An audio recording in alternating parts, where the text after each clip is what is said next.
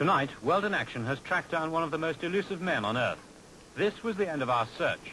An ex-cattle boat, the Royal Scotsman, docked at Bizerta, a small port in North Africa.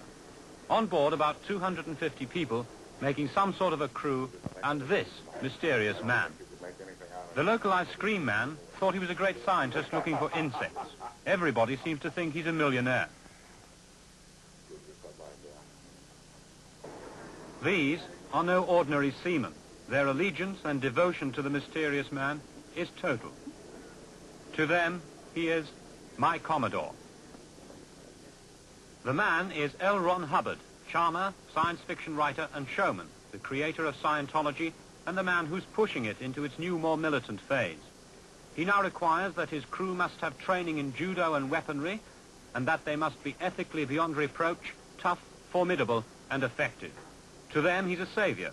One of them wrote, "That which I have really found is the nearness to the greatness which is Ron, our founder. To me, above all, my Commodore."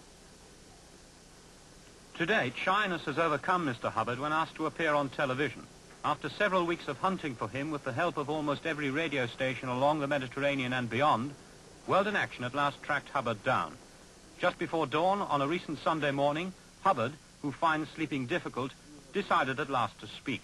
He spoke for a long, long time about his money, his beliefs, his critics, and the new authoritarian structure of Scientology. But first he spoke about his troubles with the British government. He put on his hat, he smiled, and he began. Well, that's very interesting. But let's correct an impression first. You said you were in trouble. Let's get my relationship to this completely straight. So on. I am the writer of the textbooks of Scientology. About 2.5 years ago or so, I even ceased to be a director of organizations. The government, in the first place, I am not in trouble with the British government, not even faintly, and if I went in today or tomorrow through immigration, they would tip their hats and say, "How are you, Mr. Hubbard," as they have been doing for years. The immigration officials might well tip their hats, but they couldn't let him in. The day we filmed Mr. Hubbard, the Home Office decided that Britain would be better off without him. St. Hill Manor, England, Hubbard's British headquarters, handling an income of something like £1 million a year. But as Scientology expands, more and more governments and mental health authorities condemn it. I wondered, Mr. Hubbard, if you could explain simply to a layman what Scientology is. I think that'd be a relatively easy idea because it's actually a subject which is designed for the layman. And if you couldn't explain it to the layman, you would have a very difficult time of it. The subject name means skio, which means knowing how to know in the fullest sense of the word, ology, which is study of. So it is actually study of knowingness. That is what the word itself means. The subject... To me, that doesn't mean very much. I didn't understand that. I mean, what does it do for you, in theory? It increases one's knowingness.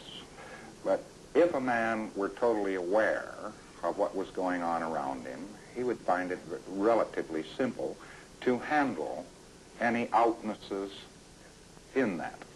Even after 3 hours of talking, we never got an explanation from him that we could understand.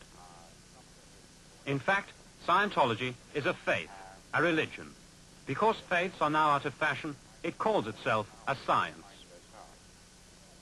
But scientists would have just as much difficulty with the beliefs of Scientology as they do with virgin births and resurrections from the dead. St. Hill is a nice place. Scientologists are very friendly and honestly believe that they can help whoever goes to them. Usually, they can. Scientologists do two basic things. First, they sit for hours listening to recordings of Hubbard, and they're examined to see how well they've learnt it. Now, the mind, when it has an old experience, will add that data into its current experience, and it keeps coming up with wrong answers. A professor looks at some college student with a slight twitch of the eye, and this girl says, "He has winked at me." And dust got in his eye at that miniature.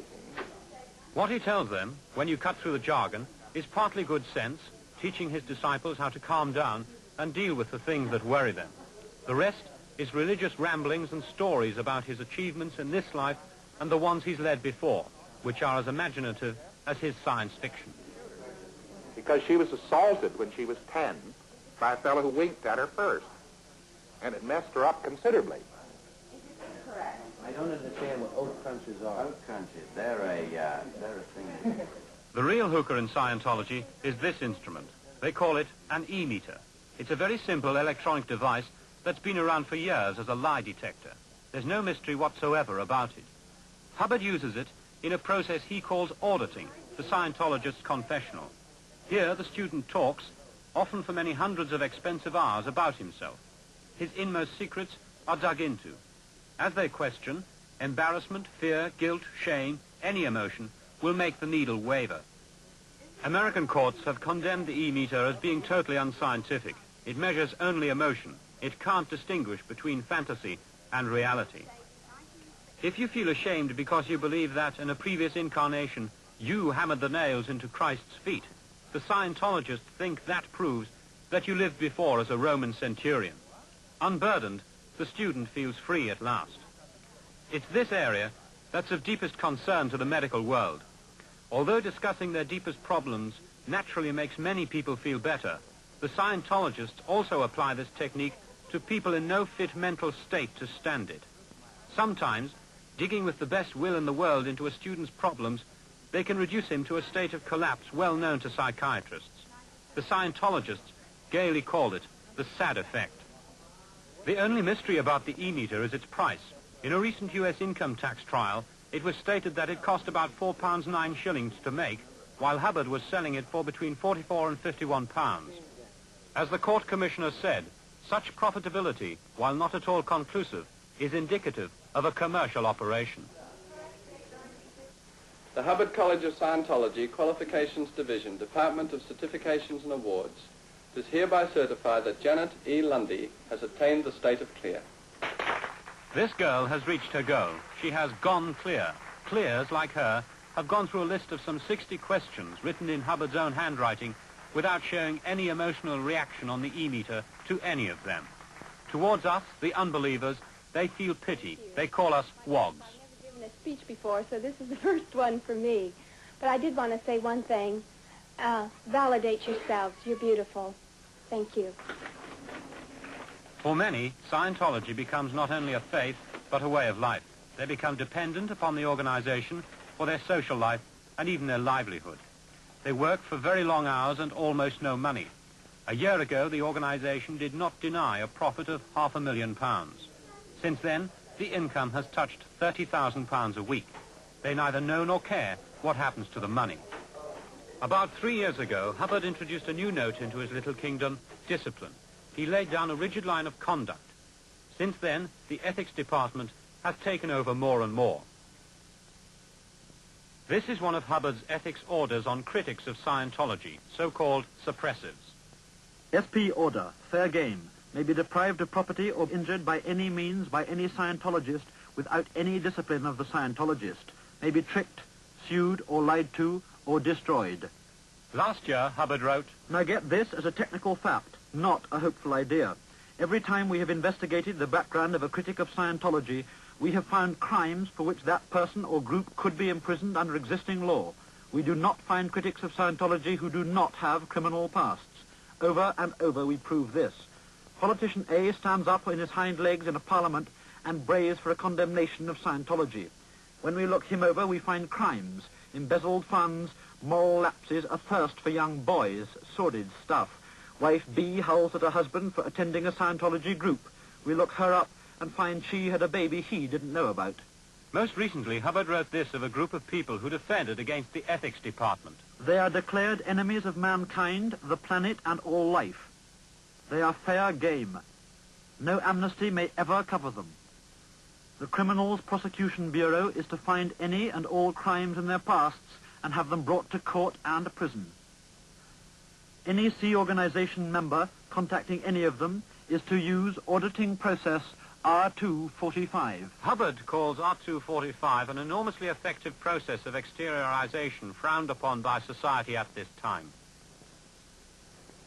But it's here, back on the ship with Hubbard, that ethics really flourish. The stated purpose of the ship is to get ethics in. Hubbard is captain. On the ship, he's not governed by English law. But we asked him about his authoritarian activities at his English headquarters. If there is an authoritarian structure at St. Hill, it has been brought into being by the government itself. St. Hill is trying to correct itself. It doesn't know what it's trying to correct because nobody has told it what to correct. We get these odd allegations we used to in the old days, and I'm sure they still do. And all they'd have to do, all Robinson would have to do is say, you fellows mustn't do so-and-so, and you must do so-and-so. And immediately these fellows would straighten out. As it is, they're trying to prevent Scientologists from doing something wrong, but they don't know what would be wrong. But Britain, we hope, is not an authoritarian place. It does not say to people, you will now stop doing this, you will now start doing that. And that is what your organization does. And some people find that helpful. They're told by you. And I'm sure you can do it very well. Not by me. Not by me. This ship's company right now. They think they're told by you at St. Hill. And they feel that you are a strength for them in that way. Anybody who has inspired a movement would be a strength for them. But let me clarify this very definitely. It is not an authoritarian organization, and the only reason why it is trying desperately to keep itself in some sort of very firm order and so on is because they're trying to correct things. But surely it's authoritarian in its treatment of suppressive people, that kind of thing. I mean, you don't allow criticism. Oh, no, a suppressive person isn't critical. A suppressive person is a person who denies the right of others. But surely you are doing precisely that thing to them by denying them the right to do what they want to do. Perhaps, but if somebody's going to kill a baby, I think you would deny him the right to. This is beside the point. The only reason why any discipline has had to enter the scene, and the government should be very glad of that discipline, is to keep the lunatic fringe and from other people from exploiting this subject and victimizing people with it. If the government were to knock out the control point of Scientology, they would reap the whirlwind. Why do they just fight it and say there's something bad? But they never specify what's bad. They haven't specified. For instance, right now they say we're breaking up marriages. All right, that's a lie. As a matter of fact, they're saying that at the moment when you've got this book, which was just about to go on the press, is How to Save Your Marriage, because it contains thousands of successful marriages. How many times have you been married? How many times have I been married? I've been married twice. And I'm very happily married just now. I have a lovely wife, and I have 4 children. My first wife is dead. What happened to your second wife? I never had a second wife. What Hubbard said happens to be untrue. It's an unimportant detail, but he's had 3 wives. He did have a second wife, Sarah Northrop Hubbard, from whom he was divorced on the 12th of June 1951. He has at least 3 other children. What is important is that his followers were there as he lied. But no matter what the evidence, they don't believe it.